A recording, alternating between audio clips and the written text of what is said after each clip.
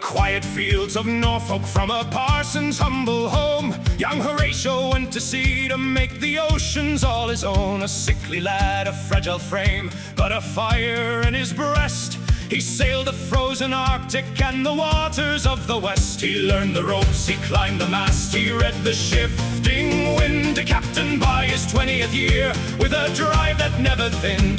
Though his stomach turned with sickness every time the vessel rolled, the heart inside Horatio was made of solid gold.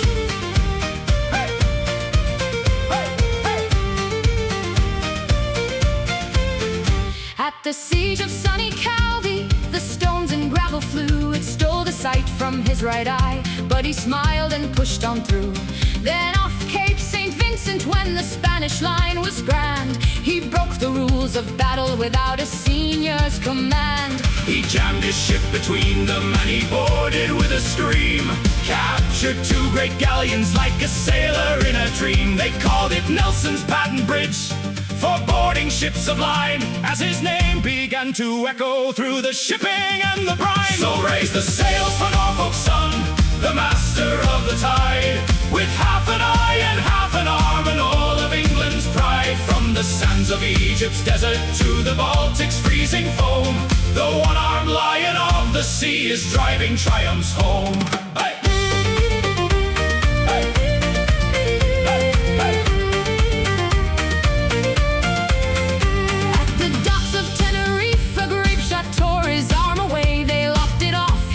Sleeve and went back to the fray. A one-armed man can steer a fleet if his mind is sharp and keen, and the finest hour of his wrath was yet to be foreseen. He caught the French at a bouquet beneath the burning sun, and hunted down the fleet of France before the night was done.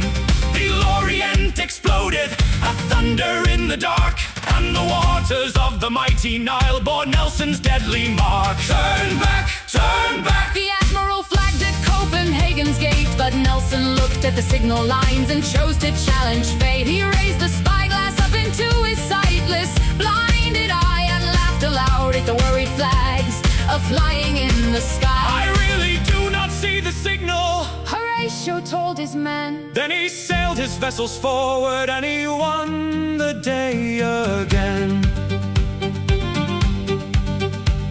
The year was 1805, off Cape Trafalgar's crest. The combined fleets of France and Spain were putting him to test. He hoisted up his famous words, a flag of grand beauty. England expects that every man this day will do his duty. He wore his stars upon his coat, a bright and shining mark, as the victory crashed through the line to tear the foe apart. A marksman on the redoubtable let fly a leaden ball. It pierced his shoulder and his spine, and watched the hero fall.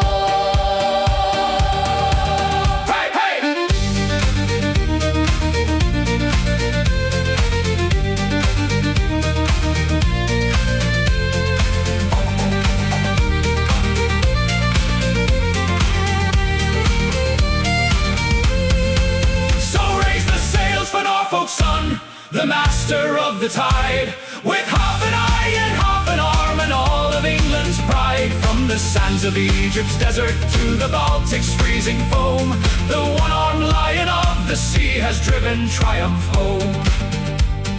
Kiss me, Hardy, Nelson whispered as the cannon ceased to roar. Thank God I've done my duty, and he closed his eyes once more. They brought him home in brandy to his final royal bed. The greatest sailor of the age, immortalized and dead.